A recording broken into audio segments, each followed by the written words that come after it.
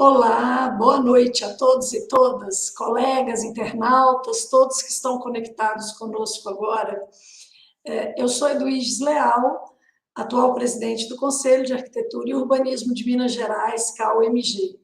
É com muito prazer e satisfação que estamos aqui hoje para mais um dia, para mais um episódio dos nossos debates, das nossas falas, das nossas conversas e diálogos sobre o circuito urbano, um evento promovido pelo Programa das Nações Unidas para os Assentamentos Humanos, ONU Habitat, e que muito nos honra estarmos participando, né? Minas teve 4 eventos incluídos nesse grande mês de debates e atenção para esse tema tão precioso para todos nós, né?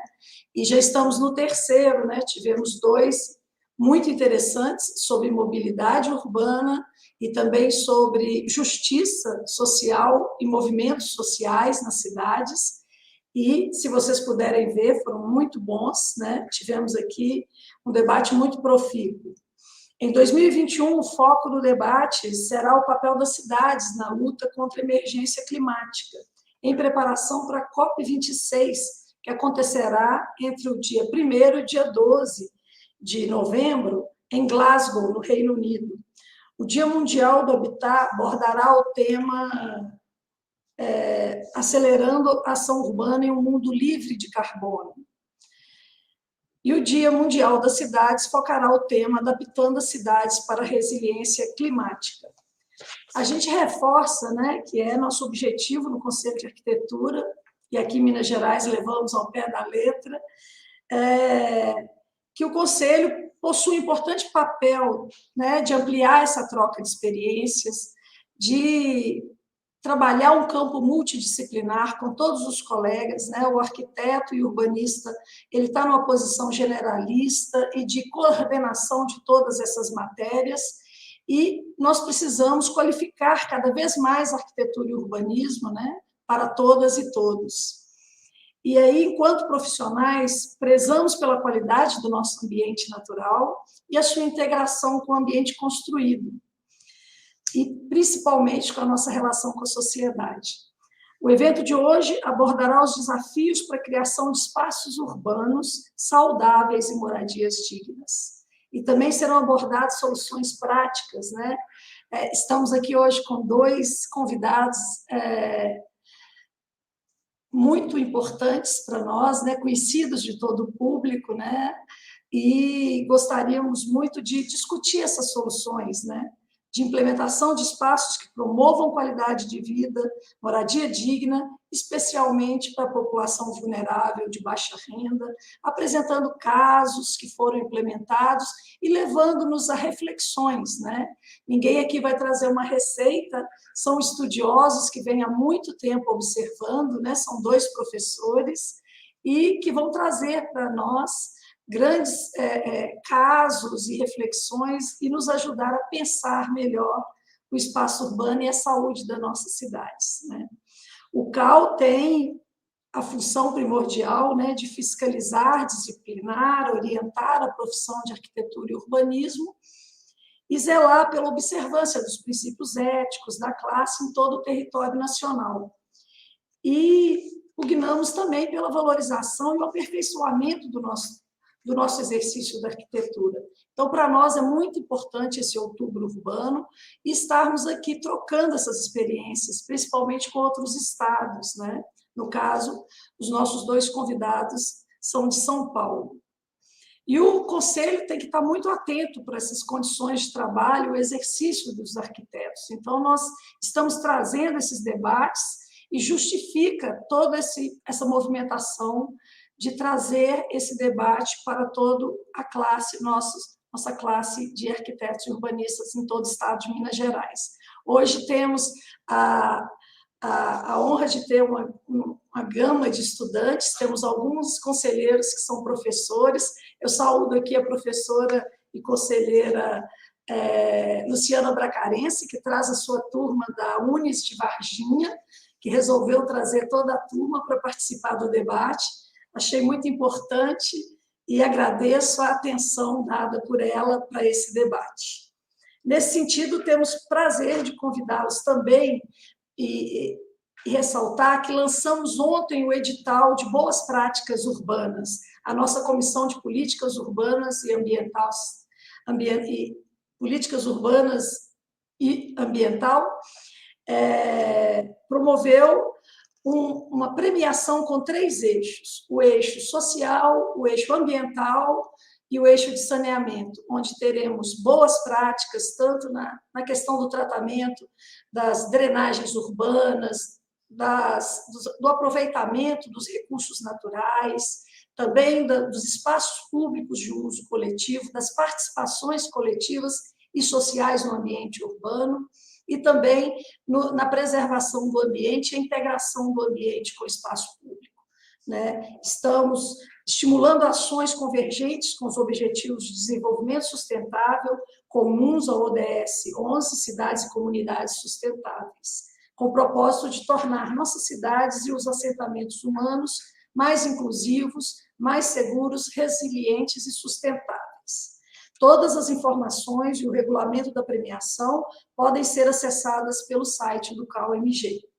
E, para finalizar essa fala de boas-vindas, registro o agradecimento a toda a equipe do Circuito Urbano 2021, por meio dos organizadores dessa 4ª edição, e reforçar que o CAU-MG comunga com os princípios do ONU Habitat por um futuro urbano melhor.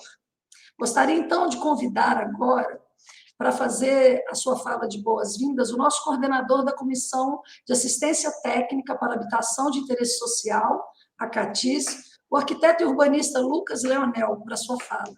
Muito bem-vindo, Lucas.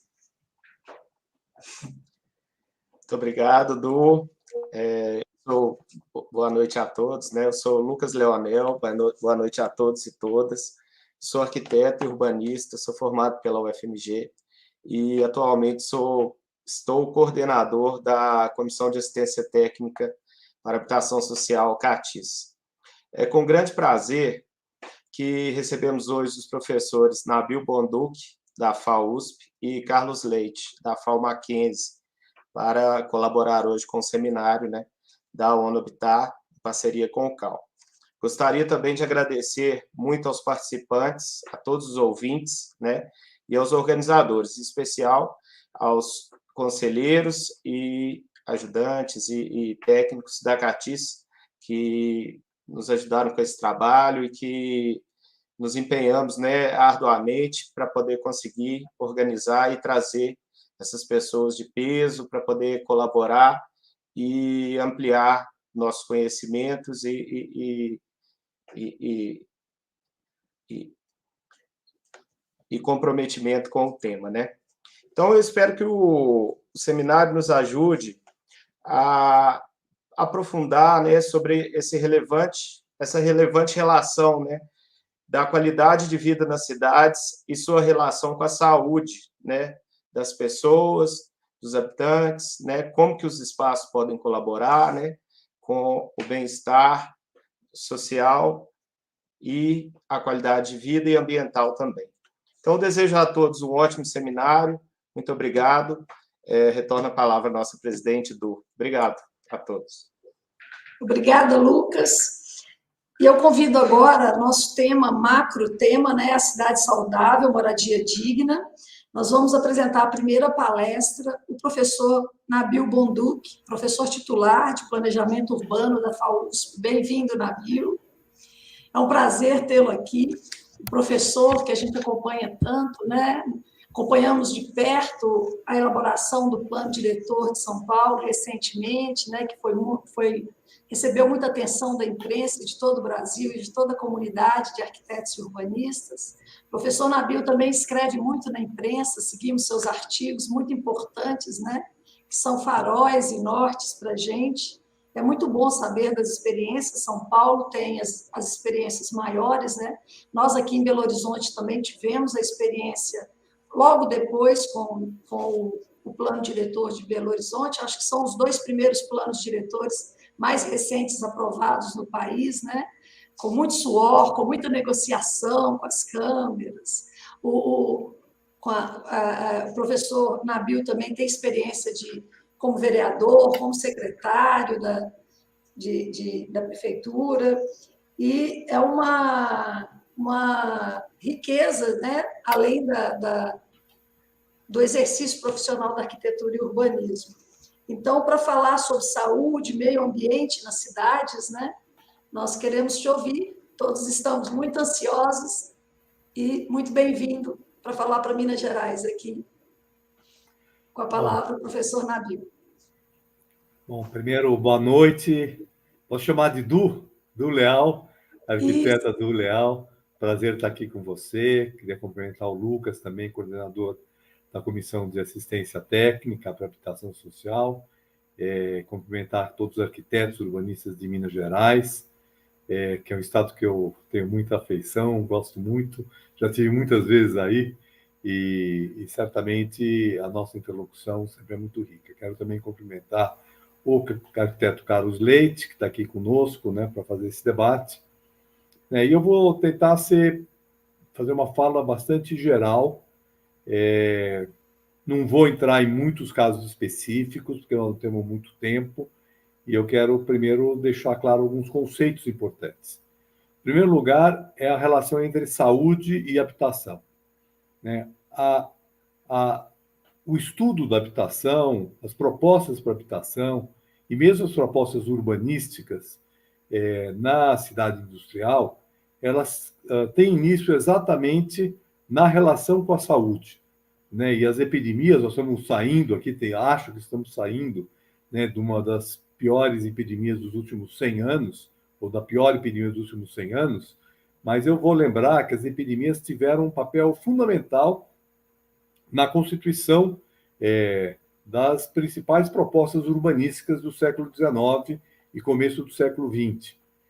A legislação sanitária, que começa no início do século, meados do século XIX, na Inglaterra, na França, e depois vai chegar no final do século XIX aqui no Brasil, ela foi decisiva para se criar a ideia de que a cidade precisa ser planejada e precisa ser controlada por uma ação pública.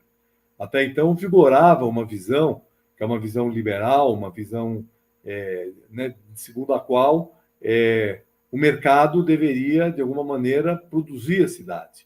Essa lógica é uma lógica que ela se demonstrou trágica, as experiências das primeiras décadas da cidade industrial, na França, na Inglaterra, na Alemanha, nos principais países mais, na época, avançados do ponto de vista da industrialização, foram bastante drásticas e geraram fortes epidemias. As epidemias, elas têm vamos dizer assim, elas são fenômenos tipicamente urbanos.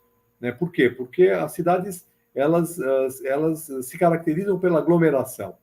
Então, a aglomeração de muitas pessoas em pouco espaço é um fator extremamente favorável para a disseminação das doenças dos vírus, que se transmitem, sejam aqueles que se transmitem pelas vias respiratórias, como é o caso da Covid e de muitos outros, sejam daquelas de natureza do aparelho digestivo, que são aquelas que vão se difundir através dos esgotos, da água, dos alimentos contaminados. Então, a cidade ela precisa ser planejada, inclusive, ou principalmente, um dos principais aspectos do planejamento urbano está diretamente ligado à saúde. E quando os códigos sanitários começam a ser feitos nas principais cidades do mundo, ou nos principais estados do mundo, eles têm ali o foco da saúde como um dos focos principais.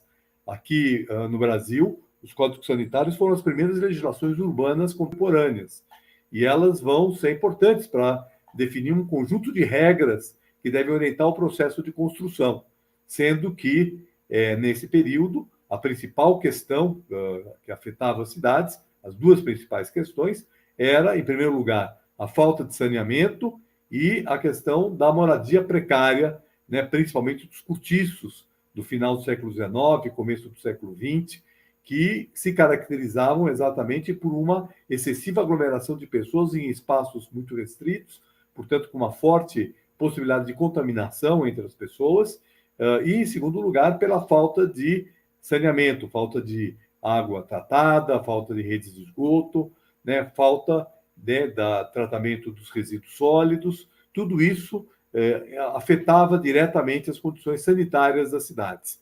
E nós vamos ter aí todo um desenvolvimento de um urbanismo sanitarista, né, e das legislações urbanistas que buscam enfrentar esses problemas. Agora, então é importante a gente, historicamente, mostrar que a questão da saúde, a questão sanitária, ela foi extremamente importante, inclusive para determinar uma série de padrões em termos de habitação. Se a gente for voltar lá para o começo do século XX, né, os padrões de habitação estavam intimamente ligados à questão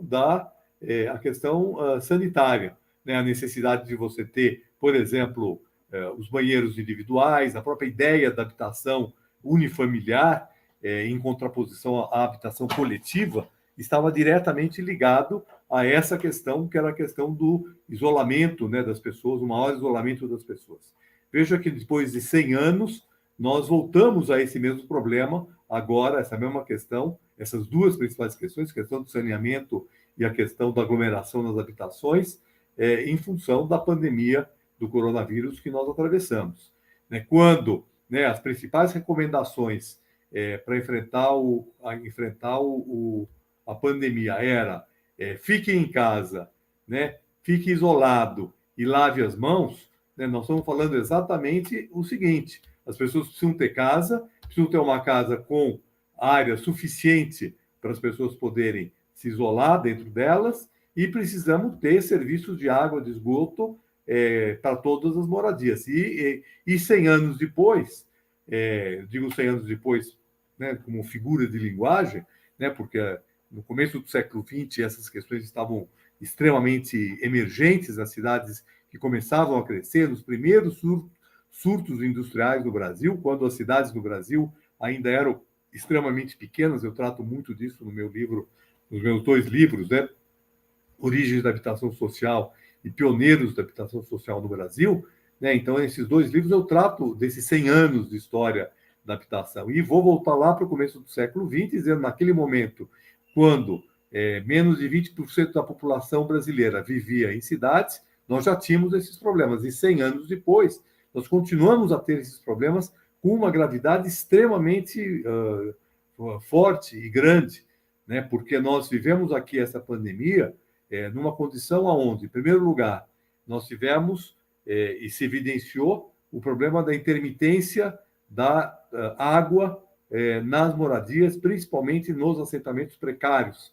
Uma pesquisa que foi, inclusive, apresentada aqui no Fórum SP21, uma pesquisa desenvolvida pela UFABC, mostrou que grande parte dos assentamentos precários em São Paulo não tem caixa d'água e que, nesse período, seja por conta da própria política da companhia concessionária de serviço de água, seja pela crise hídrica que nós vivemos, nós temos uma intermitência no abastecimento de água, ou seja, durante períodos do dia, durante longos períodos do dia e da noite, as casas não têm a água diretamente da rua e, obviamente, quem não tem caixa d'água, e grande parte das moradias precárias não tem caixa d'água, essas moradias ficam desprovidas, né, do serviço de abastecimento de água. Obviamente, toda a questão da higiene pessoal fica prejudicada.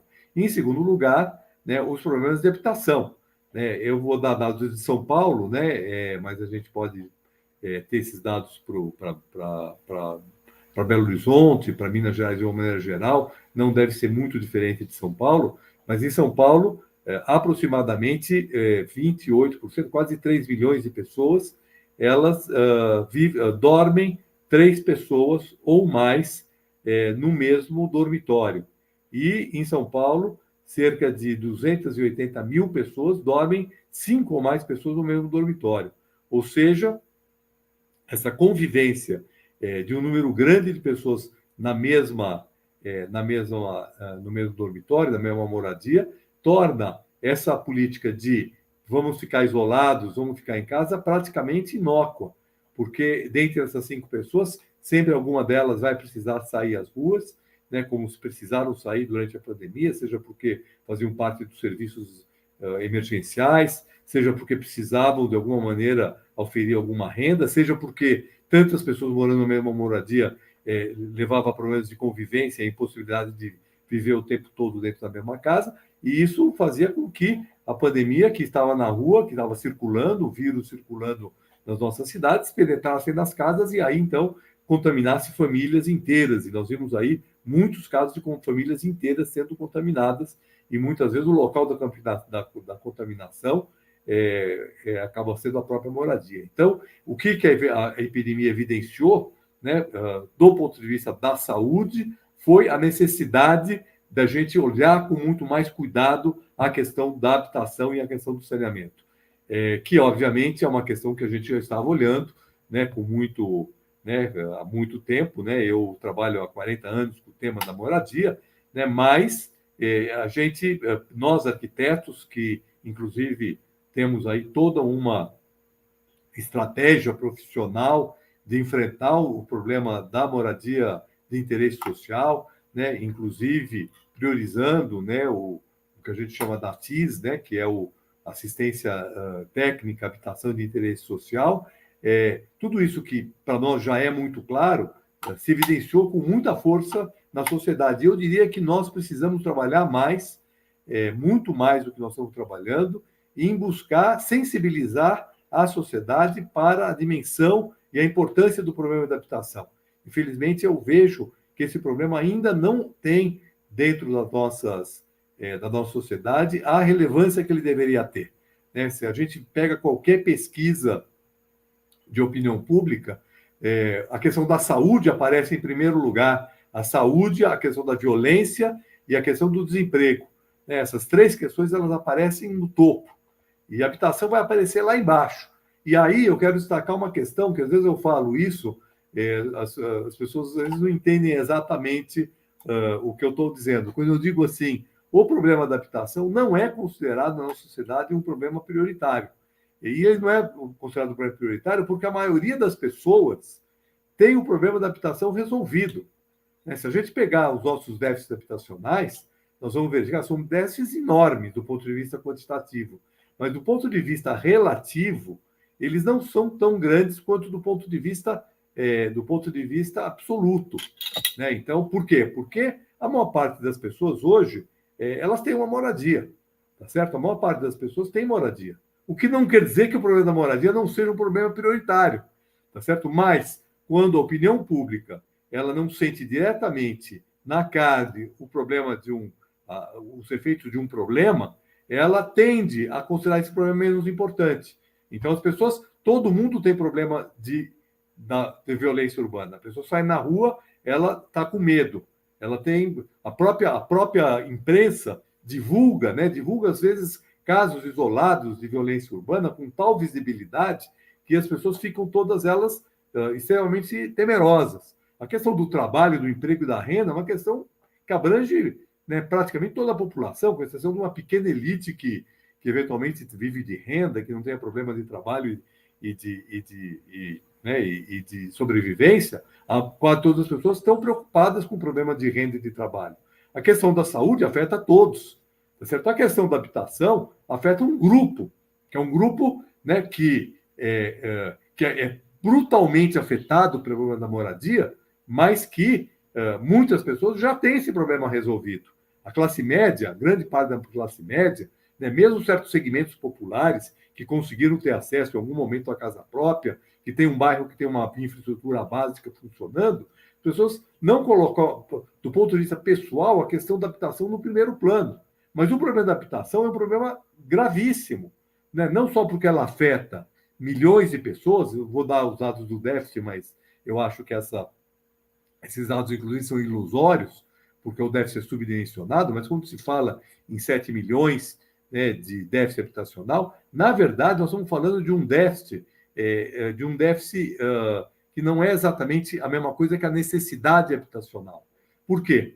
Porque o déficit é aquilo que, de certa forma, a gente pode chamar o déficit acumulado, ou seja, são aquelas pessoas que depois de, né, tentarem obter uma moradia, não conseguiram e estão hoje desprovidas de um acesso a uma moradia digna. No entanto, a gente tem que trabalhar com a perspectiva dinâmica da questão habitacional.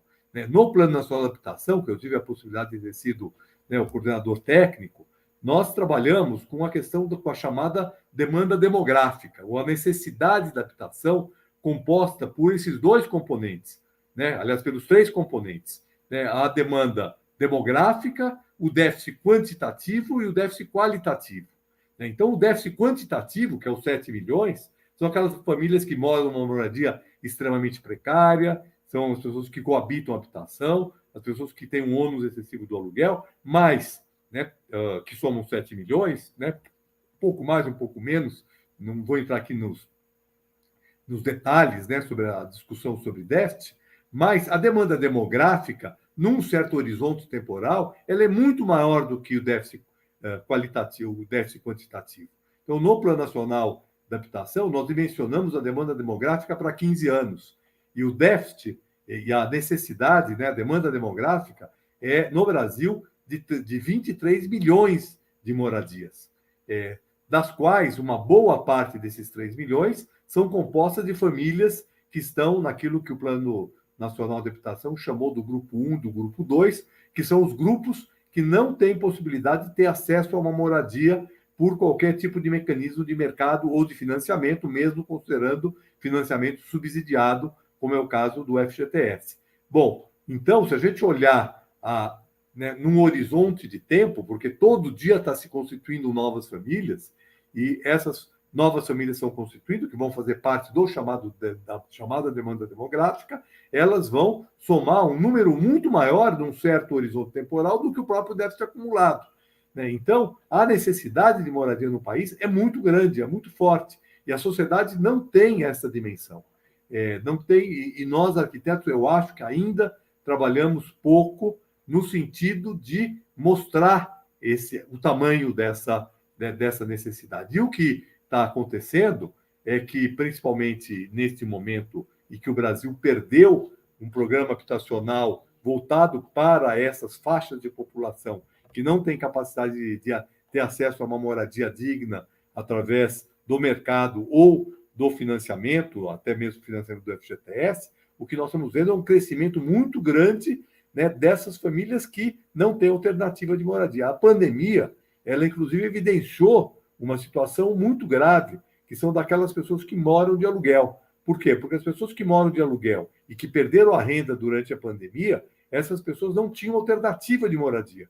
E muitas delas tiveram ou que ir morar com parentes, ou ir para a rua, ou ir para as novas ocupações, que foram as alternativas que cresceram durante a pandemia. Então, nós tivemos aqui um crescimento grande de novas ocupações de terra na periferia da cidade, um crescimento significativo durante a pandemia. Nós tivemos mais pessoas indo coabitar com famílias que já moravam em habitações superlotadas e que tiveram que absorver parentes para não deixá-los abrigo, e também um aumento enorme da população em situação de rua. Eu tenho fotos, eu não pus aqui, porque eu acho que a gente ia desviar um pouco do nosso tema, mas fotos que mostram, por exemplo, a quantidade de pessoas morando nas ruas de São Paulo e móveis largados, sofás, colchões, camas, mesinhas, malas, brinquedos, espalhados pelas ruas, além das barracas que cresceram muito durante a pandemia, na cidade de São Paulo, e que são exatamente pessoas que moravam, que tinham de morar, mas que, tendo perdido a renda, não tendo possibilidade de continuar pagando o aluguel, não tiveram alternativas e foram para a rua. O perfil do morador em situação de rua, ele se alterou muito durante a pandemia, já vinha se alterando nos últimos anos, nos últimos 5 anos, quando a crise econômica se aprofunda no país e quando também os programas voltados para as faixas de renda mais baixa também começaram a ser paralisados, mas cresceu muito durante a pandemia e isso, obviamente, tem impactos enormes do ponto de vista da ocupação urbana, e do ponto de vista das questões de saúde. Então, veja, falar em fique em casa, fique isolado, lave as mãos, etc. Quando a gente tem a população indo morar em situações extremamente precárias, morar na rua, coabitar muitas pessoas na mesma moradia, morar em lugares que têm água intermitente, obviamente os efeitos disso na saúde são enormes. Bom, eu queria, para ir se encaminhando aqui para o encerramento, levantar as seguintes questões. Em primeiro lugar, o Brasil precisa desenvolver, formular, e nós, arquitetos, o CAL, né, o sindicato, o IAB, né, e todas as entidades que atuam na questão das políticas públicas, nós precisamos colocar a questão da necessidade de nós retomarmos um programa massivo de habitação. Eu considero isso absolutamente fundamental se a gente não quiser reproduzir em escala ampliada esse desastre urbano e ambiental que nós vivemos. Né? Por quê? Porque a falta da moradia ela tem impacto na saúde, que eu falei aqui, e tem impactos muito fortes no meio ambiente. Então, né, esse tema que nós estamos falando aqui, da emergência climática, das resiliências das cidades, né, a partir do momento que você não tem alternativas de habitação adequadas, nós vamos ter o agravamento. Por quê? Porque as novas ocupações, as ocupações de terra, vão acontecer aonde? Nas áreas frágeis do ponto de vista ambiental. Né? São os beiros de córregos, são as áreas de proteção de mananciais, são as encostas, são as áreas pouco apropriadas para a urbanização, porque, obviamente, são as áreas que estão livres, estão desocupadas, e a população, então, vai viver nessa, né, vai para essas condições. E aí nós vamos ter o outro processo, que são os eventos extremos, né, as inundações, as chuvas muito intensas, né, que estão acontecendo cada vez mais no Brasil, e as cidades cada vez mais impermeabilizadas, um conjunto de aspectos ambientais, de ambiente urbano, né, que eu acho que o Carlos vai poder falar um pouco mais sobre esses outros aspectos, e, obviamente, isso está diretamente ligado ao problema habitacional. Então, nós temos que enfrentar o problema habitacional, né, tanto pela vertente de enfrentar o problema da saúde, como para enfrentar o problema ambiental. E, obviamente, o problema social, né, porque né, os compromissos por uma cidade, por um futuro melhor, por uma cidade mais justa, passa necessariamente pela habitação. A habitação é um elemento absolutamente básico, né? Não tendo habitação, as outras questões, elas não que elas fiquem em segundo plano, mas as outras questões elas passam a ser menos importantes para as pessoas. Então, evidentemente, quem não tem moradia não está preocupado com a questão ambiental, não está preocupado com a questão de resíduos sólidos, não está preocupado com a questão, né, de ocupar uma área de manancial, uma beira de córrego, porque ele não tem o básico, o mínimo. Então, pedir, né, para que essas pessoas olhem para a questão ambiental, elas, obviamente, elas não vão olhar. Então, é absolutamente fundamental. Então, veja, né, então, a questão da habitação no centro, a relação com a saúde, a relação com a questão ambiental, né? A terceira questão, a relação com o emprego, né, a relação com o trabalho. Né? Por quê? Porque a habitação, ela tem um investimento em habitação, ela tem um forte, e em saneamento também, e de uma maneira geral de políticas urbanas, intervenções urbanas, tem uma forte efeito multiplicador na geração de emprego e na ativação da economia. Né? Então, esse é o terceiro tripé importante relacionado com a questão da habitação, do saneamento e das intervenções urbanas. Existem alguns estudos que mostram que o investimento na construção civil,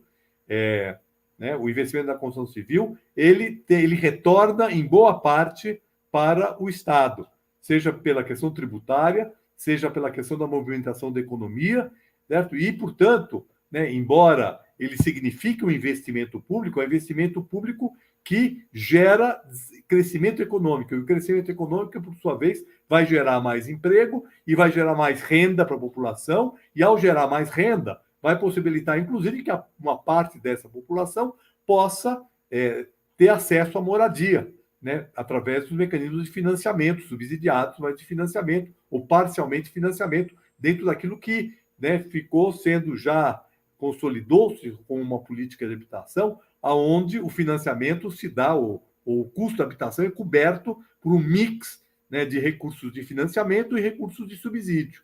Então, a renda da população é muito importante. Então, sem crescimento econômico, nós não vamos enfrentar o problema da moradia, né? E ele, obviamente, ele é uma questão absolutamente fundamental para que a gente possa enfrentar essa questão, que é uma questão. Então, veja, a gente está falando aqui de habitação e estamos falando das suas repercussões. Finalmente, se a gente trabalhar a relação entre habitação e política urbana, se nós conseguirmos trabalhar através de políticas fundiárias para produzir habitação mais próxima de onde está o emprego, né, assim como qualificar as áreas mais periféricas e levar o emprego para as áreas periféricas, né, nós vamos conseguir também ter um impacto importante na questão da mobilidade, que é um outro aspecto fundamental das cidades e um outro aspecto fundamental das emergências climáticas, porque a mobilidade é a principal, na verdade, a fonte de emissões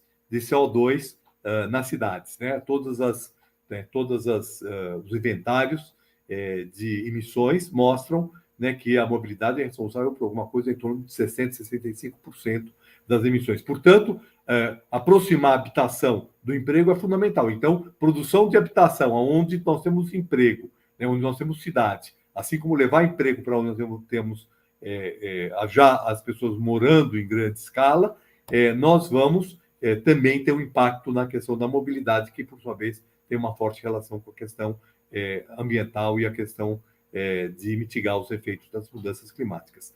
Bom, em suma, né, eu queria dizer que a habitação tem que estar no centro de uma política pública para dar conta desses 4, 5 problemas, questões que eu levantei aqui. O problema da saúde, o problema das mudanças climáticas e ambiental, a questão da renda, da geração de trabalho, né,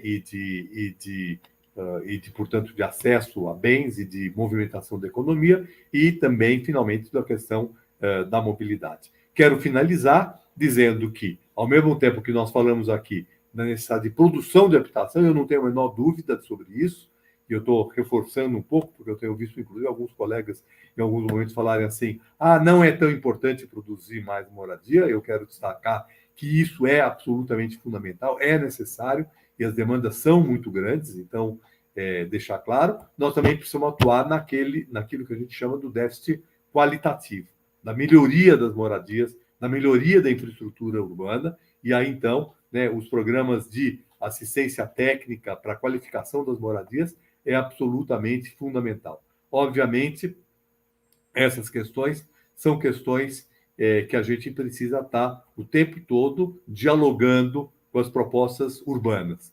Eu não falei muito aqui, porque senão ia ser uma outra palestra, falar aqui de plano diretor, né? Porque plano diretor, na verdade, é uma grande, né, estratégia para enfrentar o problema das cidades, uma das quais, né, uma das principais questões dentro dele é exatamente essa questão da habitação. Eu vi aqui que tem uma pergunta da Luciana, né, que está perguntando aqui sobre relação de habitação e patrimônio cultural, né, e também aqui sobre a questão de habitação nas áreas centrais. Acho que essas questões são intimamente articuladas, né? Eu falei bastante aqui de trazer habitação para onde tem emprego, as áreas centrais são áreas que têm essa característica, e nós temos que cada vez mais dialogar, né, com essa questão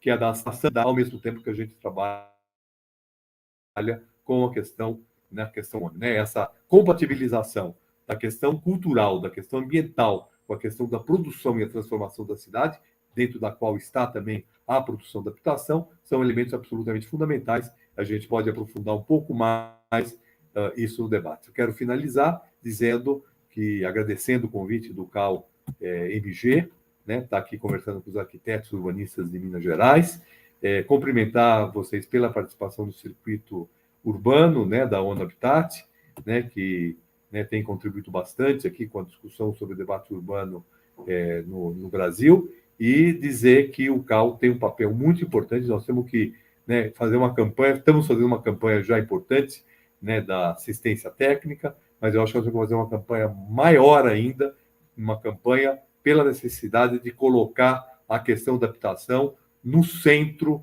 né, da agenda política, da agenda urbana, da agenda das cidades no Brasil.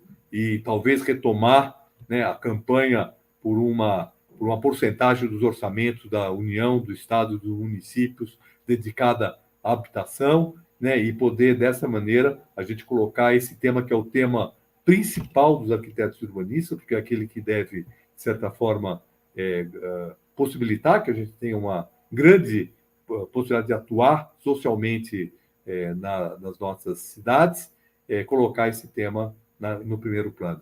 Assim como saúde e educação, elas, de alguma maneira, foram colocadas num plano prioritário no país, nós precisamos colocar o tema da habitação nesse mesmo patamar. Obrigado. Nós é que agradecemos, né, essa fala tão importante, tão oportuna. Eu anotei algumas coisas, mas eu vou deixar para fazer minha costura no final, só dando um destaque, né, que nós realmente devemos ter esse olhar para habitação e saneamento, dar mais importância e envidar mais esforços, né, nos unirmos nesses esforços. E aí tem essa ligação interessante que, se a gente está falando, né, que a saúde, a educação, a violência estão no centro das atenções, né, e sempre capturam a imprensa, a notícia, como o professor falou, a gente pode considerar também que a habitação ela pode estar ligada à saúde. A saúde na forma de acesso à água, à inclusão, acesso à luz, à segurança, ao lazer, ao espaço para o estudo. A gente viu durante a pandemia, né? Ter um lugar calmo para estudar, ou ter uma boa internet, ter o acesso, isso foi muito difícil para a maioria da população vulnerável, né? Nós tivemos uma baixíssima presença no Enem agora, uma dificuldade das populações até de estarem conectadas, né, com a educação. Então, acaba que a saúde ela é mais global, né? A habitação está dentro dela, ela está ligada a todos esses pontos de atenção, como se a gente estivesse tratando da saúde mental e corporal do ser humano, tratando o espaço que ele vive e o acesso que ele tem que ter, né, a uma boa cidade, a uma cidade ambientalmente saudável, para que ele tenha tranquilidade de defender seu trabalho, de exercer sua vida, né, com dignidade. É muito interessante essa ligação toda, né? Está tudo intrinsecamente ligado. Vamos conduzir, né, para a nossa segunda palestra agora, convidando o nosso próximo palestrante, o arquiteto e urbanista Carlos Leite. Bem-vindo, Carlos. Já temos a experiência pela segunda vez no CAU-MG. Obrigada por retornar.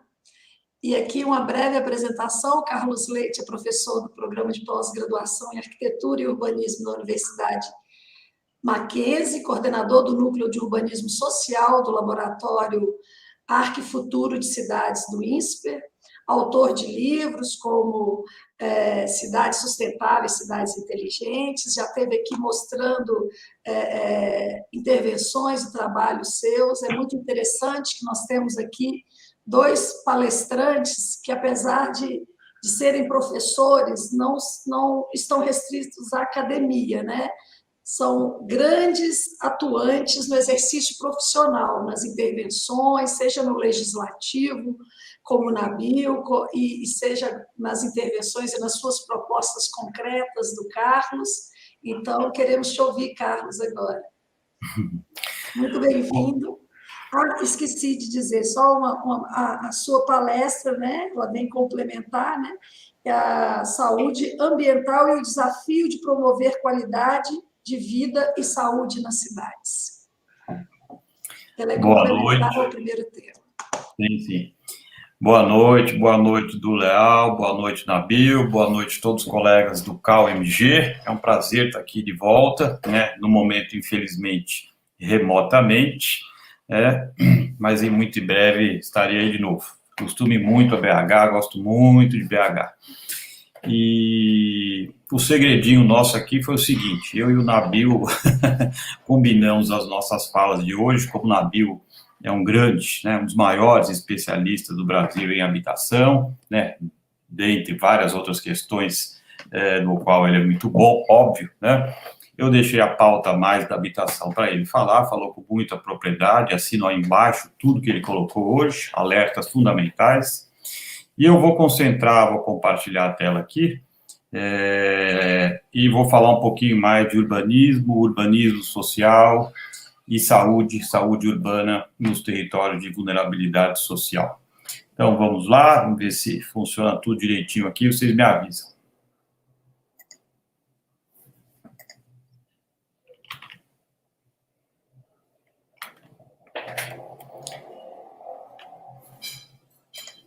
Muito bem, apareceu aí para todo mundo?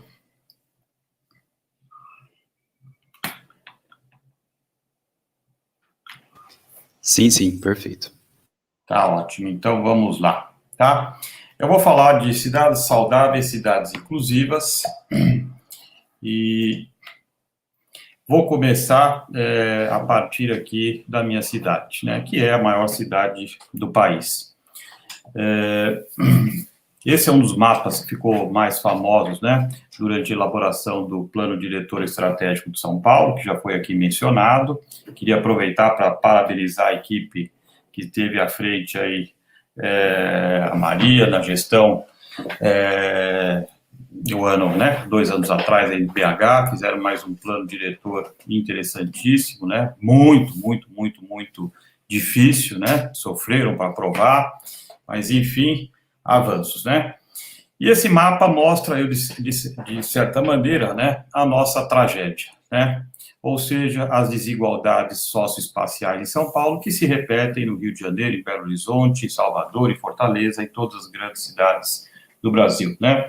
A população mais pobre mora longe de tudo, né? Em roxo está a mancha dos empregos formais na cidade de São Paulo, em preto estão as linhas, né, do sistema de transporte de alta capacidade, e em ocre estão as populações que vivem aí na vulnerabilidade social. Nada bate com nada, né? Ou seja, temos uma distância emblemática entre os locais de moradia da população e o acesso à cidade mais infraestruturada, com melhores oportunidades de trabalho. E, já começando aqui a citar, vou citar mais adiante também, porque temos pesquisado, feito um trabalho de pesquisa multidisciplinar muito bom, muito interessante, né?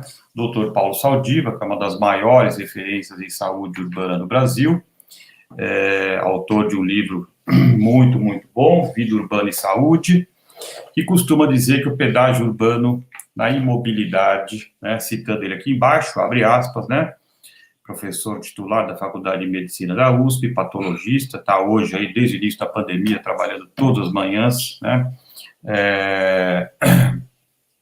infelizmente, né, abrindo aí os que morrem pela pandemia do Covid, mas, enfim, uma frase dele aqui, abre aspas, o morador de São Paulo perde, em média, 1 ano e meio de vida por causa da poluição, o que equivale a fumar 4 cigarros por dia. E o impacto da poluição é desigual. Os efeitos são muito mais intensos na população de baixa renda, né? E eu coloquei aqui em cima, né, que as emissões de gás de efeito estufa, infelizmente, vêm crescendo, continuam crescendo nas nossas cidades, tá? Pelos meus dados, entre 2010 e 2017, cresceram 17%, né? E o que mais impacta é o transporte motorizado, os carros. Eu trouxe aqui 2 mapinhas, né, que são aqui muito conhecidos de São Paulo, produzidos aí todo ano pela Rede Nossa São Paulo, Instituto Cidades Sustentáveis, que é o chamado Mapa do Desigualtômetro, né, que mostra as desigualdades nos 96 distritos dessa cidade de 10 milhões de pessoas, né, pouco mais hoje. Aqui está, nas cores mais escuras, as favelas, né, não surpreendentemente, nas periferias. E na região mais central, que tem melhor infraestrutura da cidade, quase não aparece. Mapa do desigualtômetro entre os 2 distritos, né? A Vila Andrade, com 49,2 número total de homicídios de favela, e os distritos da área central com nenhuma favela, desigualtômetro de 807 vezes. E aí a gente vai para esse que corrobora a tragédia. Expectativa de vida, idade média ao morrer, né? Mais escuro, menor a expectativa de vida, menor a idade ao morrer. E os números são novamente dramáticos, né? Nas áreas mais claras, por exemplo, Moema, né? No centro expandido de São Paulo, distrito rico da cidade, expectativa de vida similar a países da Europa Ocidental, quase 81 anos. Já na periferia, né, aqui em destaque em vermelho, cidade de Tiradentes, extremo da zona leste de São Paulo, 57,3 anos. Como diz o Dr. Paulo Saldiva, né, e vários patologistas e estudiosos da cidade urbana, da saúde urbana, o maior determinante da sua saúde, hoje em dia, no mundo globalizado e urbanizado, é o seu CEP, Código de Endereçamento Postal. Me diga onde você nasce e eu te direi como será a sua saúde. Né? Então, esses mapinhas aqui, né, retratam a tragédia das nossas grandes cidades. Nós estamos, como eu comentei, desenvolvendo um trabalho bem interdisciplinar, eu, Dr. Saldiva, pesquisadores aqui da Universidade do Mackenzie, do Instituto de Estudos Avançados e da FGV, com indicadores, dados, para a gente extrair aí evidências que possam contribuir na melhoria da distribuição dos recursos do Fundurb, que vem da outorga onerosa do direito de construir, um dos instrumentos mais importantes, né, do nosso exemplar Estatuto da Cidade, né. E essa é uma pauta hoje, né, assim, o recado que eu queria passar é isto hoje, né, assim, a pauta da saúde urbana é hoje muito relevante, e eu, propositadamente, não vou falar aqui de pandemia, tá? Estou falando, portanto, de questões que são intrínsecas à cidade, como o Nabil já falou, né? A Fundação Bernard Van Leer, que eu vou mostrar um trabalho daqui a pouco, que trabalha com o desenvolvimento da primeira infância, e tem o programa Urban 95, Desenvolvimento da Primeira Infância e Cidades, está com a preponderante pauta deles este ano é a poluição do ar no impacto das nossas crianças na cidade. E a pesquisa que nós estamos conduzindo, né, que eu comentei um pouquinho, é isso, né? As condições de vulnerabilidade social e em saúde, a segregação residencial e como é que nós podemos trazer instrumentos com mais evidências para melhor alimentar o financiamento urbano com inclusão socioterritorial. Já comentei isso aqui. Ou seja, né, a pauta das cidades mais saudáveis é hoje um tema, né, muito fundamental no século XXI. Né? De certa maneira, eu trabalhando com urbanismo, né, apesar de todas as nossas carências e urgências, como colocou o Nabil antes de mim, e eu aqui até agora, né, eu acho que é possível, incrementalmente, gradativamente, com um conjunto de ações, que eu vou falar daqui a pouquinho, fazer a transformação, e Medellín aqui do lado está aí para nos mostrar, né? Passou por uma situação dramática, né, com Pablo Escobar nos anos 90, e desde 2003, né, com a ascensão do prefeito Sérgio Fajardo, que elegeu o urbanismo e o urbanismo social como do tripé da transformação da cidade, nos trazendo aí otimismo, mostrando que é possível a gente reverter em alguns anos, algumas gestões, uma década, 2 décadas, grande parte dos dramas que nos afligem, tá? E eu vou falar um pouquinho de planos de ação local, descer um pouco das estratégias gerais que estão nos planos diretores, falar dos planos de bairros, planos de ação local e cidade e criança, saúde, cidade e criança, tá? Vou mostrar rapidamente um trabalho que nós desenvolvemos, eu desenvolvi como consultor para a Fundação Bernard Van Leer, em parceria com o IAB Nacional, tá? Que foi o desenvolvimento de 4 guias dos BAPs, Bairros Amigáveis à Primeira Infância. a inclusão da perspectiva da primeira infância e de seus cuidadores no planejamento, desenho urbano e gestão dos bairros nas cidades brasileiras. É o primeiro guia. O segundo, estruturação e manual de políticas públicas. O terceiro, um guia de desenho urbano. E o terceiro, indicadores para monitoramento. Fundamental, né? Este é o conjunto dos 4 guias. Fundamental porque hoje, no Brasil, mais do que nunca, né? Onde, infelizmente, em Brasília, há um descrédito total da ciência e das evidências, mais do que nunca é fundamental nós levantarmos esta pauta, né? Construção e promoção de políticas públicas baseadas em evidências, dados, sair do achismo, né? Esses guias, então, falando aqui, né, para a maioria do nosso público, colegas arquitetos urbanistas, futuros arquitetos urbanistas, estudantes que estão aqui conosco, né, e estão disponíveis de acesso público a todos, visam promover cidades mais amigáveis às crianças. E uma das pautas principais é como fazer bairros mais saudáveis para as crianças, seguros, com áreas verdes e livres, acessíveis, lúdicos e inclusivos. Eu vou passar rapidamente pelos 4 guias. Como eu disse, eles estão aí disponíveis, né, no site do Instituto do IAB Nacional. E vou mostrar um pouco desse trabalho que nasceu no âmbito do Pacto pela Cidades Justas, há cerca de 2 anos e meio atrás. Naquele momento, aqui em São Paulo, éramos apenas 12 instituições do terceiro setor.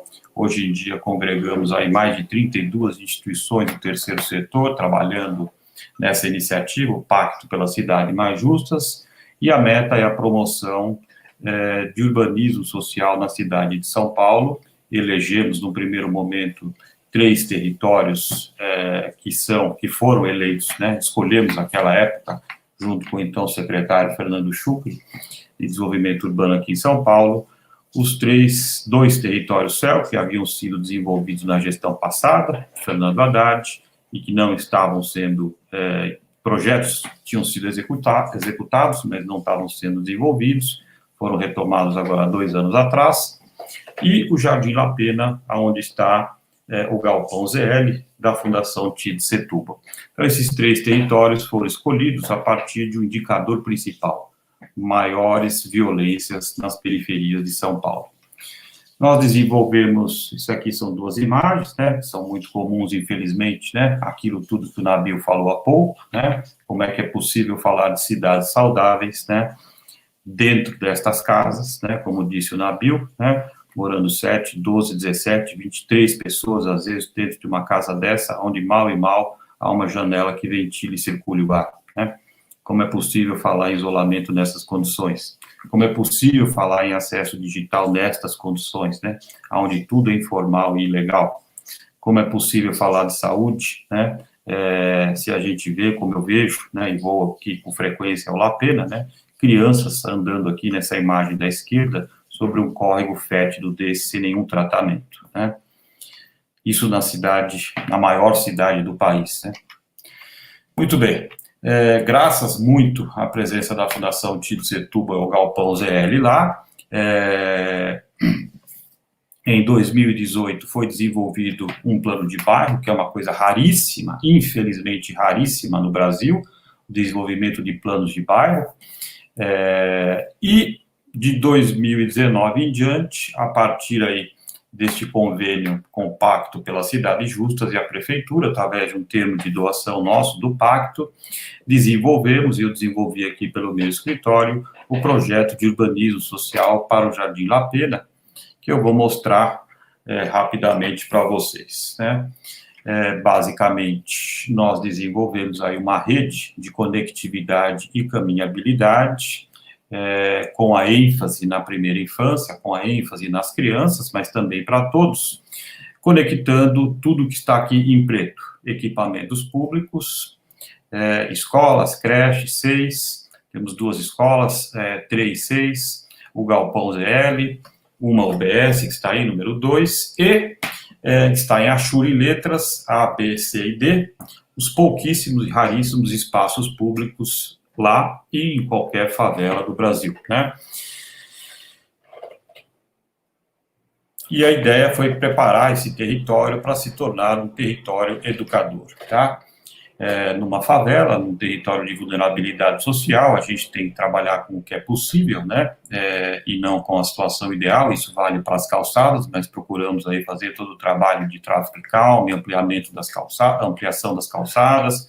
Trabalhamos aí com materiais todos drenantes, é uma área de várzea, infelizmente inunda nas áreas na época de chuva, e os pequenos largos transformando em áreas de convivência para a população, em especial as crianças.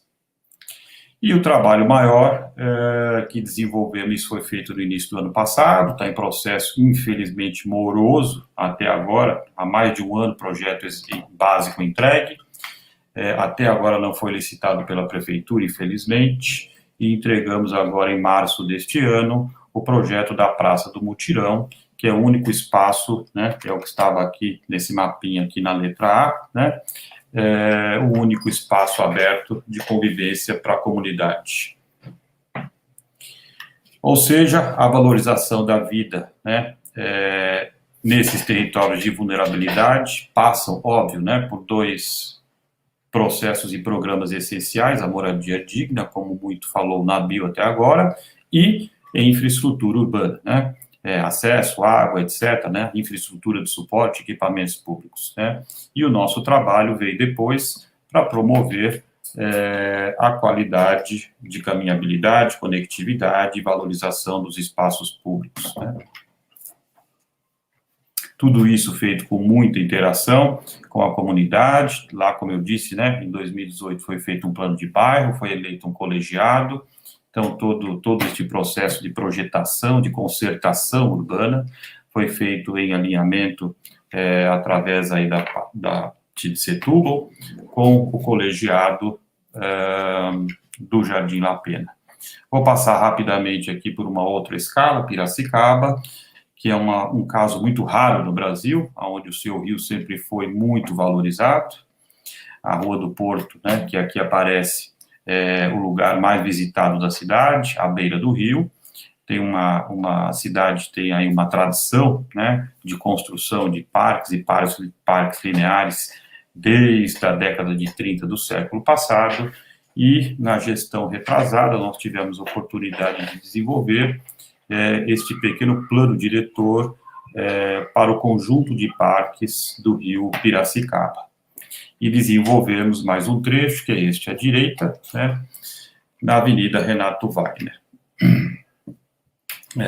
Novamente, né, foi inaugurada a primeira fase, né, do parque, e novamente a gente mostrando a importância dos espaços públicos qualificados e bem desenhados e bem projetados nas nossas cidades.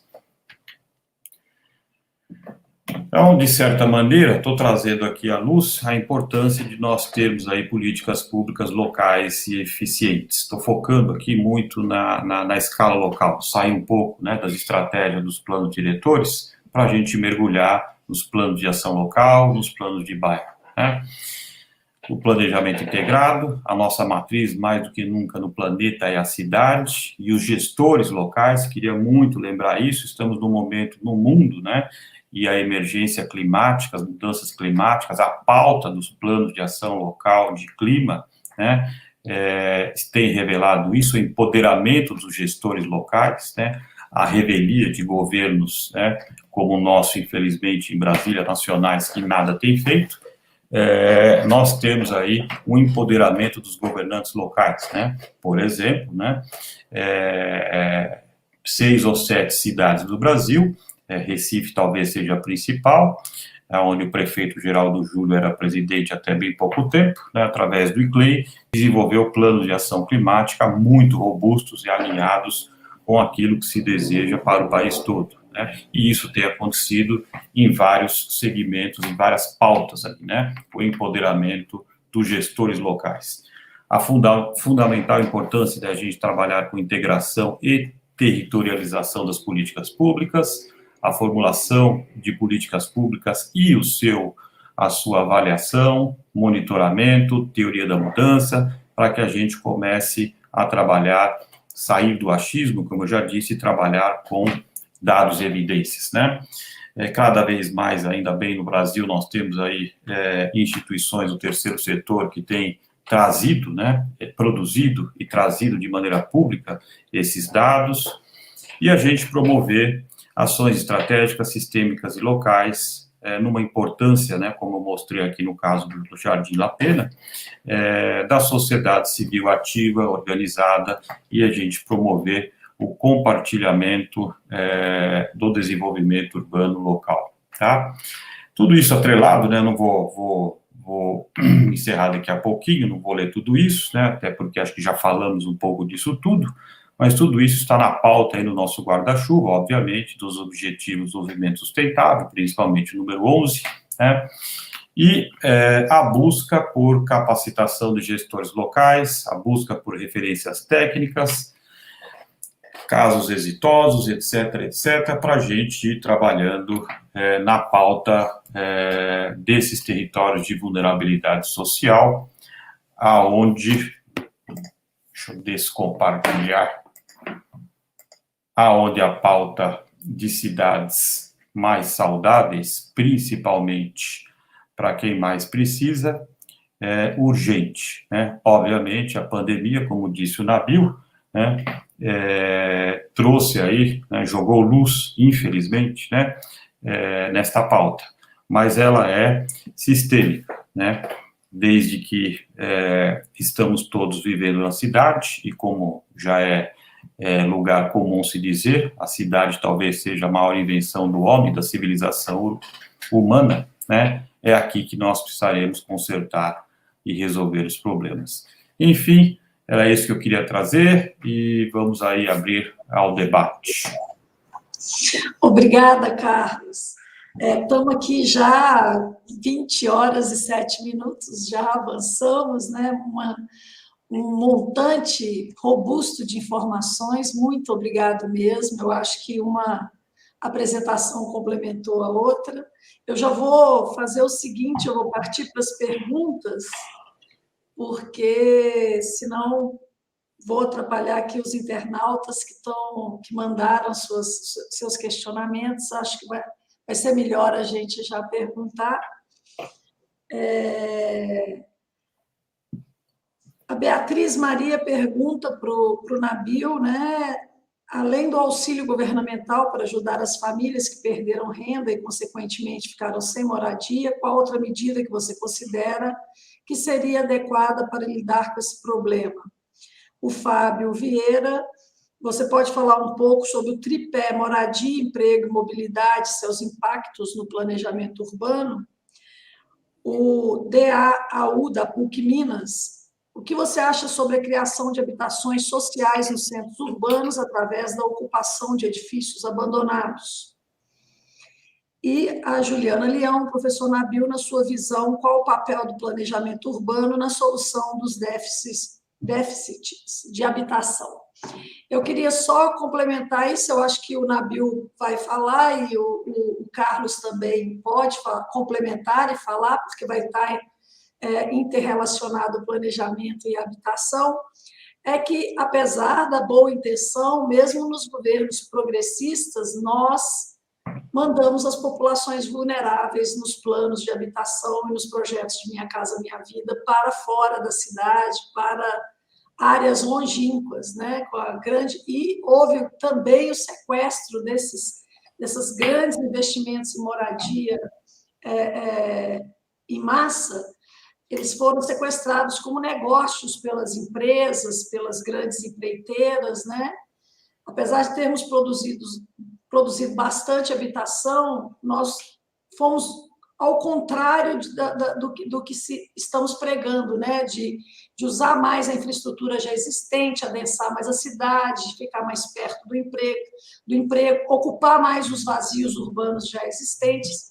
Eu gostaria de que vocês falassem isso também, uma forma, além da gente dar esse salto massivo para a questão, enfoque na habitação, como a gente evitar esse efeito colateral, que mesmo com a boa intenção dos governos progressistas, isso acabou ocorrendo e que nós sabemos que não poderá ocorrer novamente, né? Nós precisamos fazer um movimento contrário. Pode falar, Dani. Bom, tem várias perguntas aí, tentar responder de maneira conjunta, mas começando pela última. Qual o papel do planejamento urbano no enfrentamento do déficit? Eu acho que é muito importante.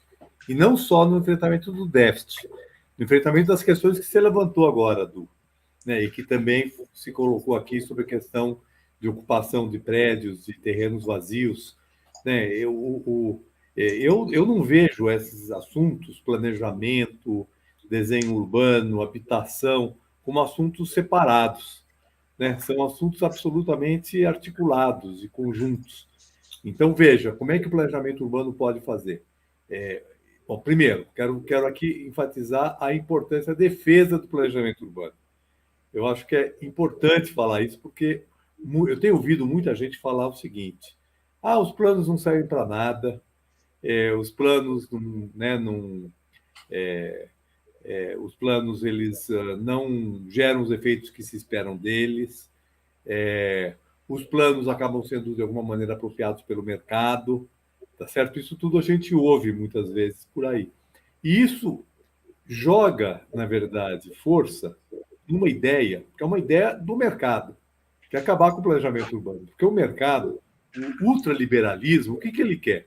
O ultraliberalismo quer liberdade para fazer qualquer coisa em qualquer lugar, certo? Então, né, e isso vai levar as cidades a piorar o caos que nós já temos, que vai piorar. E grande parte dos problemas que a cidade tem é exatamente decorrente do fato de vigorar a ideia de que o mercado produz onde ele quer. Né? Porque o mercado, por exemplo, mantém o terreno vazio.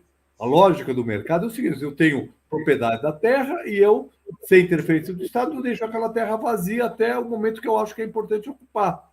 Assim como é da lógica do mercado produzir habitação longe da cidade.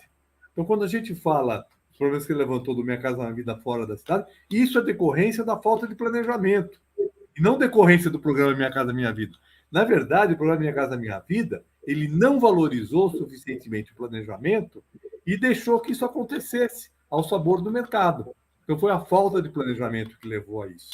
Então, veja, a primeira coisa é essa. Nós temos que... Porque às vezes as pessoas falam assim: criou um instrumento, esse instrumento não garantiu o resultado que se esperava dele. Bom, então vamos identificar por que não garantiu, vamos aperfeiçoar o instrumento e não vamos jogar o instrumento fora. Certo? Então, veja, como é que eu vou poder, o planejamento, contribuir para enfrentar o déficit? Em primeiro lugar, através de uma política fundiária, né, que, de certa forma, estimule a produção e não estimule a especulação. Também tem outro problema no Brasil, que as pessoas falam de produção imobiliária como se tudo fosse especulação imobiliária. A gente não precisar esses conceitos. É claro que isso pode acontecer ao mesmo tempo. Você pode ter uma promoção imobiliária, um empreendimento imobiliário, tá certo? E ele ser especulativo. Tá? Mas são duas coisas diferentes. Não é qualquer empreendimento imobiliário que ele necessariamente é especulativo. Certo? Agora, então, a especulação, terreno ocioso, com imóvel ocioso, vai ser combatida, fortemente combatida. Deixar um terreno vazio dentro da cidade tem que ser fortemente combatida. Nós temos um instrumento aí que está colocado, ele pode ser pouco eficiente, porque foi resultado também de uma negociação. Não foi muito simples conseguir que você tivesse um instrumento que, no limite, diz o seguinte: o governo pode desapropriar aquele imóvel pagando com título da dívida pública, resgatáveis num longo prazo. Tá certo? Então, isso vai contra um outro aspecto que está na Constituição, que diz que o pagamento de desapropriação tem que ser prévio em dinheiro. Certo? Então, né, nós vamos utilizar esses instrumentos. Eles são muito pouco utilizados nas nossas cidades. Aqui em São Paulo, o plano diretor, nós trabalhamos muito em deixar ele muito bem definido, né, muito bem regulamentado para ser aplicado, nos 2 últimos anos do governo Haddad, depois do plano diretor, foram notificados quase 2.000 imóveis, tá certo? E depois disso entrou o governo Dória e paralisou a notificação dos imóveis ociosos. Então, isso precisa ser feito numa escala maior, e talvez tenha que ser feito numa radicalidade maior. Porque quando a gente fala de edifício ocioso, nós conseguimos introduzir, por exemplo, estacionamento aqui em São Paulo como edifício, como um imóvel ocioso. Isso não, tem muita cidade que não considera. Aqui mesmo a resistência era enorme. Fala assim, não, mas como você está dizendo que o estacionamento é ocioso? Ele serve para estacionar carro, certo? Então, né, nós conseguimos introduzir isso. Mas eu diria o seguinte, um comércio, uma loja de um único pavimento no centro da cidade, tá certo? Geralmente um imóvel velho que não tem nenhum interesse patrimonial, tá certo? Esse imóvel ele não está cumprindo a função social do meu ponto de vista, porque naquele lugar eu poderia ter o comércio no térreo, né? Eu podia ter comércio na sobreloja e poderia ter sei quantas unidades habitacionais. Aquele imóvel, pela localização dele, perto do metrô, no centro da cidade, perto do emprego, pouco mostrando aquele mapa que o Carlos mostrou aqui, né? Aquela zona que está toda, né, ocupada com... que tem muito emprego e pouca população, né? Aquilo ali precisa ser combatido. Porque não tá... Então, veja, esses são instrumentos de planejamento. Por outro lado, nós temos que disciplinar a expansão urbana, certo? Então, veja, quando eu digo disciplinar e planejar a expansão urbana, eu não estou falando não fazer expansão urbana. Porque você falou aqui, né, colocou aqui, Minha Casa Minha Vida foi feito na área externa da cidade, etc. Certo? Isso aconteceu e é muito ruim. E isso é consequência da falta de planejamento. Agora, não quer dizer que você não possa fazer nenhum plano de habitação na área de expansão urbana. Só que ele tem que ser planejado, né? O Carlos citou aqui o caso de Medellín, né? Eu conheço, né, um pouco, né, de Medellín, de Bogotá. Por exemplo, Bogotá, você tem os planos parciais, que são planos de expansão urbana, onde o Estado realiza um planejamento do processo de expansão urbana, inclusive quer dizer, incorporando vários terrenos de vários proprietários, define o que é área pública, estabelece áreas públicas, não a posteriori, como o Carlos está fazendo lá no Jardim La Pena, né, que é uma área já ocupada, que está se tentando incorporar espaço público. Então, de saída, já se cria os espaços públicos, tá certo? Se define um sistema viário adequado e se define as áreas de construção. E se planeia, inclusive, as áreas que, eventualmente, de geração de áreas de trabalho, de renda, de emprego. Então, se planeja a expansão da cidade. Porque, veja, quando a gente trabalha com cidades que já cresceram muito, né, a gente fala assim, em São Paulo, por exemplo, não dá mais para expandir a cidade. Belo Horizonte talvez não dê mais para expandir a cidade. Mas eu vou para uma cidade média de Minas Gerais, tá certo? Que são áreas que estão crescendo e que, inclusive, as áreas de expansão urbana não são tão distantes das áreas centrais, porque as cidades são menores. Então, às vezes, a gente olha as cidades menores com o mesmo olhar da região metropolitana, né? E as cidades menores, elas podem ter áreas de expansão urbana, mas elas vão ser planejadas. Não podem ser feitas lá na frente, deixando vazios entre as novas áreas e a área já urbanizada, tá certo? Elas podem estar no limite da expansão urbana, mas de maneira planejada. Então, o planejamento pode contribuir e precisa. Porque, veja, por mais que a gente tenha prédio vazio, né, terreno vazio, etc., nós não vamos acomodar, vamos trabalhar com um horizonte de 30 anos, tá? Que a gente, às vezes, perde um pouco essas dimensões do médio e longo prazo. Assim como a gente pode falar aqui que em 30 anos, 2050, nós precisamos descarbonizar as nossas cidades, tá certo? E nós vamos trabalhar com esse horizonte de descarbonizar a cidade em 30 anos. Nós também precisamos trabalhar onde nós vamos acomodar a população nos próximos 30 anos. Então, muita gente fala assim, nossas cidades não estão crescendo mais como cresceram antigamente. Tá certo. Não estão crescendo mais como cresceram nos anos 70, 80, 90, quando crescia, São Paulo cresceu 6% ao ano, lá nos anos 60, 6% ao ano, né? Bom, é óbvio que não vai crescer. Só que 6% ao ano nos anos 60 em São Paulo, quando ela tinha 3 milhões de habitantes, tá certo? Significava crescer aproximadamente 180 mil pessoas por ano. Hoje que ela tem, a região metropolitana, 22 milhões de habitantes, crescer 1% ao ano significa crescer 220 mil habitantes por ano. Portanto, nós estamos crescendo hoje por ano, do ponto de vista absoluto, mais do que nós crescemos lá nos anos 60. Apesar de lá crescer com 6%, aqui crescer por 1%. Pior, embora a população cresça 1%, a necessidade de moradia cresce mais do que 1%. Por quê? Porque as famílias hoje têm número de membros menor do que tinham naquela época. Certo? Naquela época era comum, a minha família tinha 4 membros, né? Teve uma época que morava a minha família do meu pai, a família do meu tio, na mesma casa. Nós moramos em 10 pessoas, na mesma casa. Tá certo? Quer dizer, coisa hoje que raramente tem uma família que vai ter 10 pessoas ou vão ter 6 pessoas na mesma casa. Portanto, né, quando a gente faz o cálculo da necessidade habitacional, da demanda demográfica, o número de unidades habitacionais é maior. Além disso, nós temos novas formas de organização. Hoje a gente tem muito mais casais separados. Nós temos muito mais casais que são casais, mas que moram em casas separadas. Tá certo? Nós temos hoje casais sem filhos, temos casais homoafetivos, temos uma multiplicidade de formas de morar que está exigindo mais unidades habitacionais. Então, nós vamos ter necessidade habitacional para daqui a 30 anos. Então, um exercício interessante que nós vamos fazer de planejamento é o seguinte: como é que nós vamos acomodar essas pessoas, certo? Essas famílias, essas casas, no território da cidade, considerando os aspectos ambientais, né, de preservação ambiental, preservando, né, as APPs urbanas, né, garantindo, né, que uma maior proximidade, uma relativa proximidade da moradia com o emprego, tá certo? Como é que acomoda isso?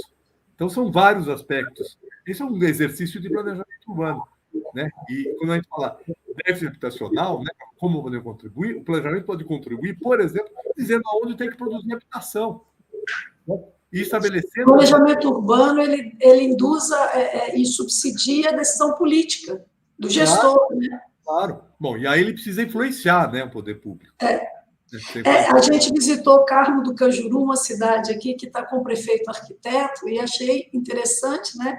Uma das primeiras coisas que ele falou era estudar os bairros da cidade, uma cidade média do interior, e a carga e a capacidade da infraestrutura para definir.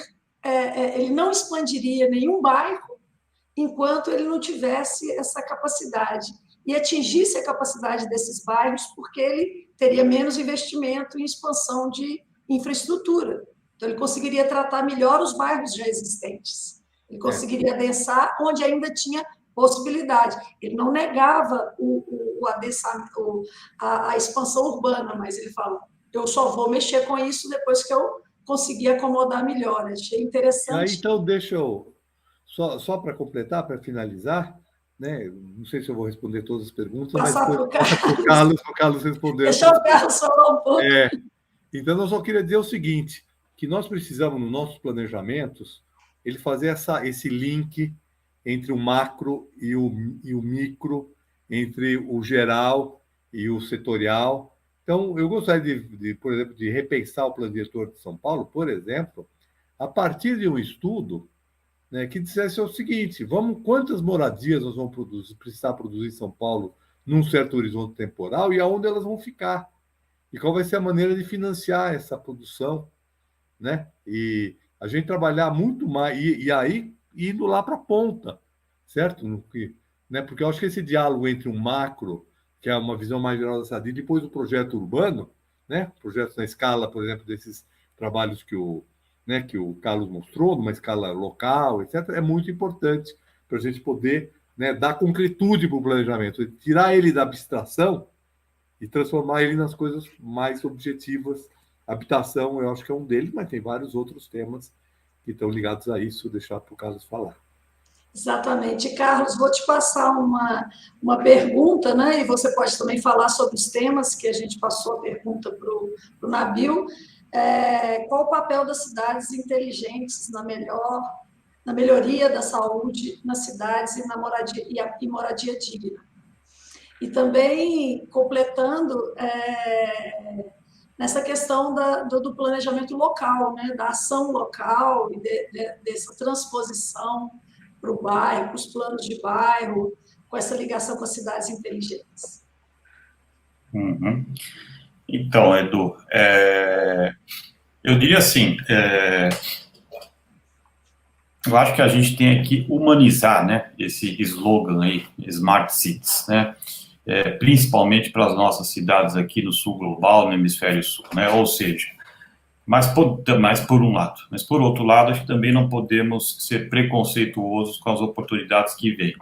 Eu diria o seguinte, né, eu falei muito aí na minha fala, falei muito na minha apresentação de dados, evidências, né, para a construção de planos, ações, políticas públicas, né, ou seja, todo o pacotinho de tecnologia da informação e comunicação que vem aí com cidades inteligentes, é óbvio que isso pode ajudar muito, muito, muito, né, nesse quesito, né, se isso tiver acessível democraticamente, né, de maneira geral a toda a população. A propósito, por exemplo, né, São Paulo tem um banco de dados georreferenciados em urbanismo da cidade toda, o GeoSampa, né,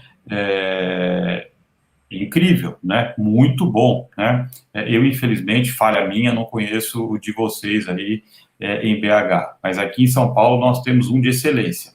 Porém, dito isso, né, é muito pouco perto do que tem Bogotá, que é incrível, né, incrível, né, inclusive valor do solo de cada imóvel, né, que aqui no Brasil é segredo de Estado, você tem que pagar consultorias para poder ter isso, né, lançamentos imobiliários, etc., tudo de acesso público. Então, por exemplo, né, estou citando aqui um quesito, né, o acesso democrático e público, né, a informações territoriais, para a gente planejar tudo, né, para ter diagnósticos acessíveis, é fundamental. E aí esse pacotinho de informações que está andando cada vez mais rápido de tudo pode nos ajudar, né. Por outro lado, né, falamos, você começou falando isso, né, Edu, mais uma questão aí trazida aí nesses 2 anos de pandemia, né, milhões e milhões e milhões de pessoas, né, e eu e o Nabil somos professores, com certeza ele viveu o que eu vivencio muito, né, de ter aluno que não consegue ter aula porque não tem internet onde mora, né, então assim, a inclusão digital precisa chegar livre, democrática para todo mundo, como é já em várias cidades do hemisfério norte. Então, eu acho que se a gente, vamos dizer assim, a gente usar para inclusão social, né, esse pacote que vem com Smart Cities, já será excelente. Eu preferiria pensar desta maneira, né?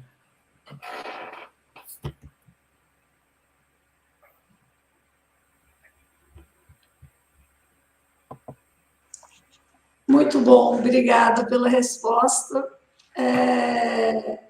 Acaba que o nosso tempo fica curto, né? Um piscar de olhos já estamos precisando de fazer as considerações gerais. Eu vou passar para vocês. Eu acho que os arquitetos, os estudantes, aqui eles podem ver que nós temos um trabalho, né? Eu acho que essa década para nós vai ser uma década de virada, eu acho que a gente tem muito esforço, muito trabalho aí pela frente. Eu acho que a pandemia nos fez olhar mais para a condição de moradia, condição de vida nas cidades. Eu acho que as pessoas estão falando mais em urbanismo, mais em mobilidade.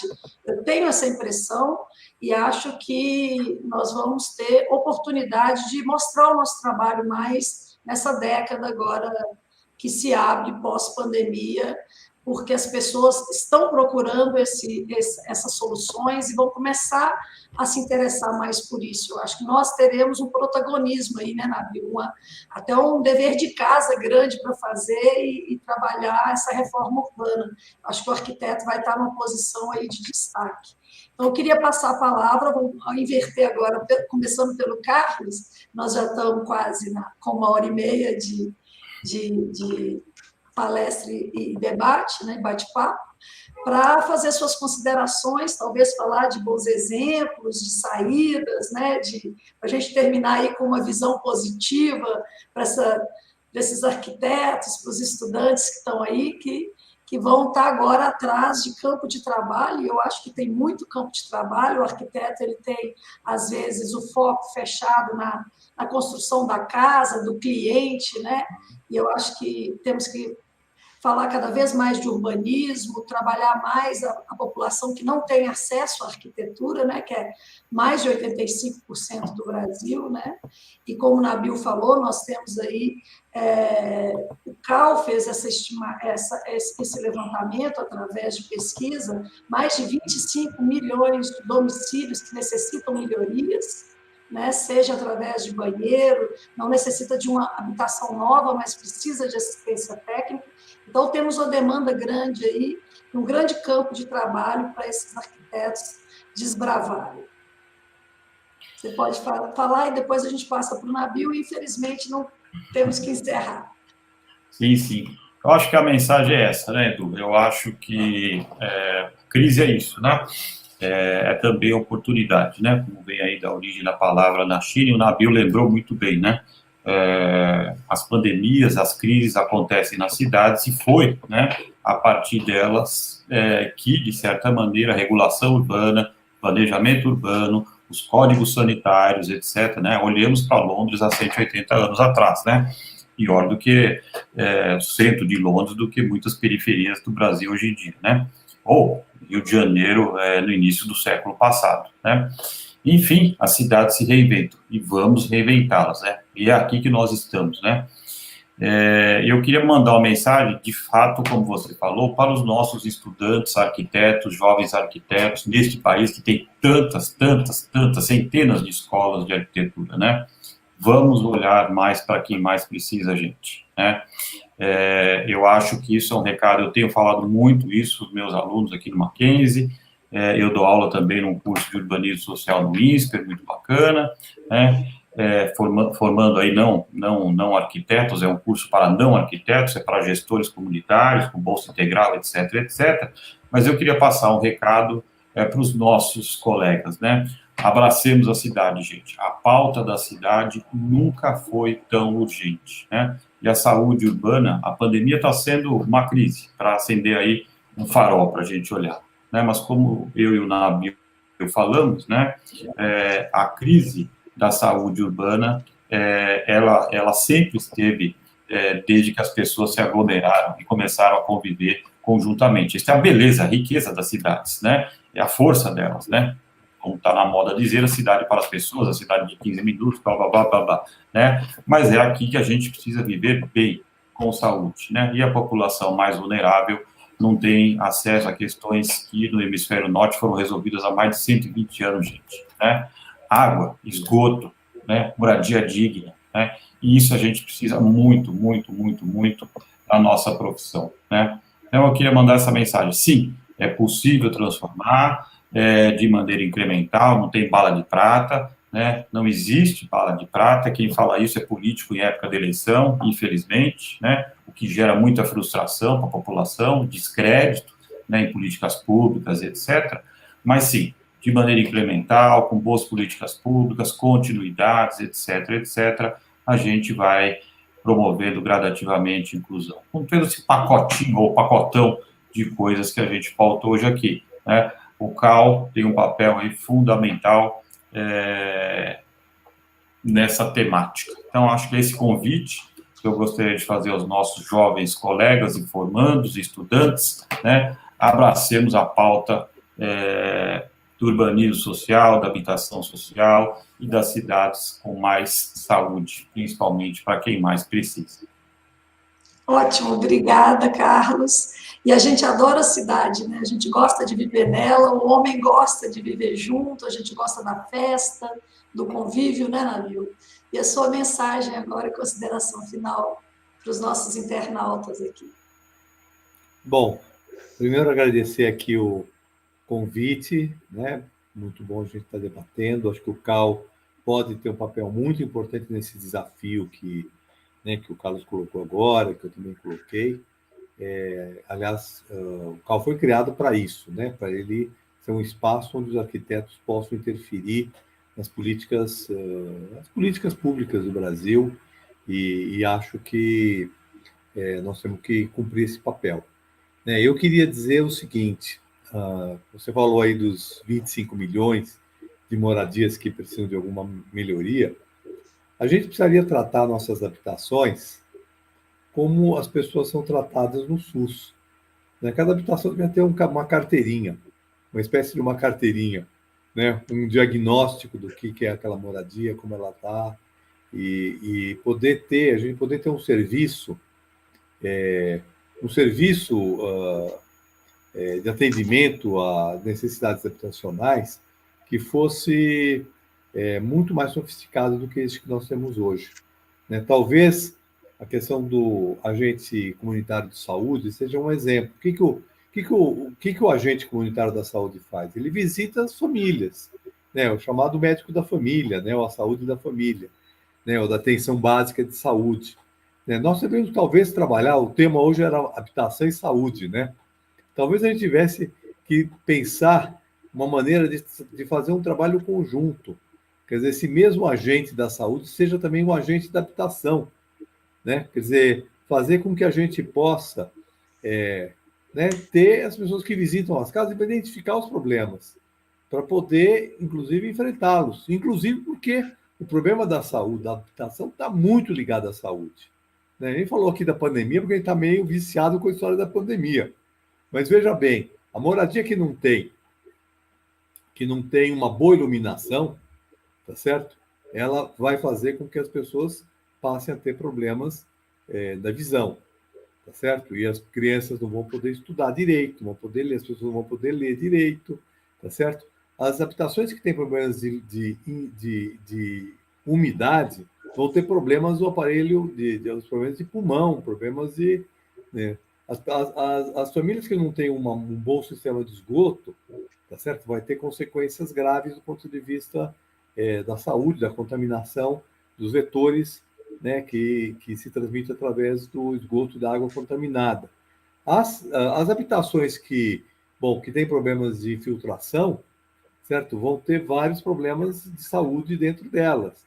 Estou falando alguns problemas, de saúde diretamente ligados. Então, nós não podemos separar esses dois temas. Talvez seja o nosso caminho, tá certo? Em vez de a gente achar que nós vamos criar um SUS da habitação, como até apareceu aqui, talvez a gente possa pensar um sistema único que integre a habitação, no sistema de saúde, tá certo? E que a gente, na hora que vai pensar que 2% do orçamento da União para habitação, o governo acha que é muito, tá certo? Mas talvez investir 2% na habitação vai reduzir a despesa de saúde, tá certo? Assim como, se a gente tiver uma cidade com uma boa calçada, com uma boa ciclovia, com uma segurança para as pessoas circularem, as pessoas vão poder fazer exercício e vai enfrentar os problemas de obesidade, que, por sua vez, tem relação com os problemas de diabetes, de doenças cardíacas, ou se a pessoa tiver um bom espaço público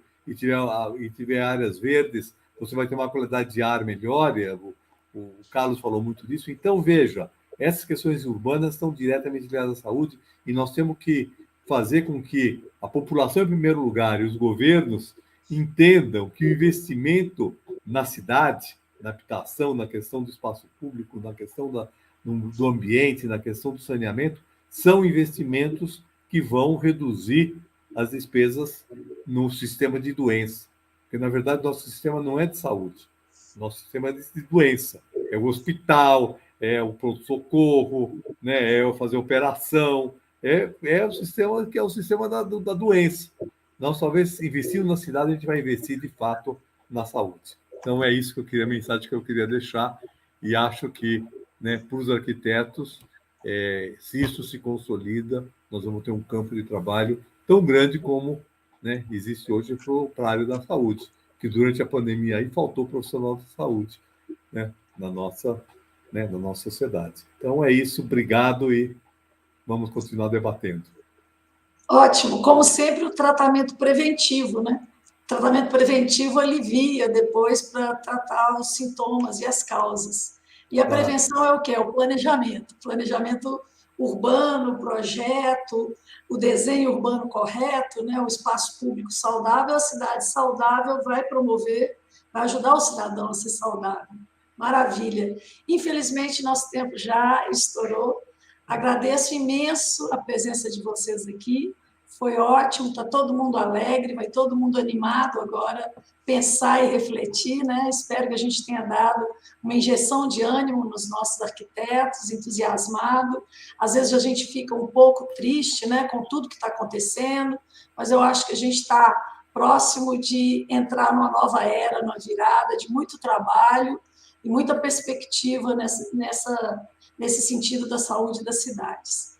E cada vez mais eu acho que, às vezes me perguntam se tem excesso de escolas de arquitetura, a gente rodando Minas Gerais é um dos estados que mais tem unidades, né, de instituições de ensino. Eu acho que não, eu acho que falta a gente focar onde está precisando do nosso trabalho. Esse exército de jovens arquitetos, né, que estão entrando no mercado, eu acho que eles não têm mais que olhar para esse topo da pirâmide, para esse pequeno mercado de arquitetura de interiores e do cliente. É claro que esse mercado vai continuar, mas nós temos que ter um olhar mais amplo, mais ambicioso, de mudar nossas cidades, da reforma urbana, de atender essa população que precisa da gente. E a gente gosta da cidade, a gente quer melhorar a cidade, temos que fazê-la saudável. Então, está aí um campo grande e que vai faltar arquitetos se todo mundo arregaçar as mangas. Muito obrigado, colegas. Foram ótimas as conversas, as preleções. Eu agradeço. Em breve, espero estar com vocês de novo, conversando sobre mais assuntos, que esse papo daria várias e várias conversas e diálogos. E aos internautas, boa noite, espero que tenham gostado. Estaremos aqui na semana que vem com o nosso último evento de circuitos urbanos, espero todos vocês de volta, todas as palestras têm sido muito boas, eu desejo a todos uma boa noite e esperando voltar a encontrar com vocês semana que vem. Uma boa noite a todos. Obrigado mais uma vez, Nabil e Carlos.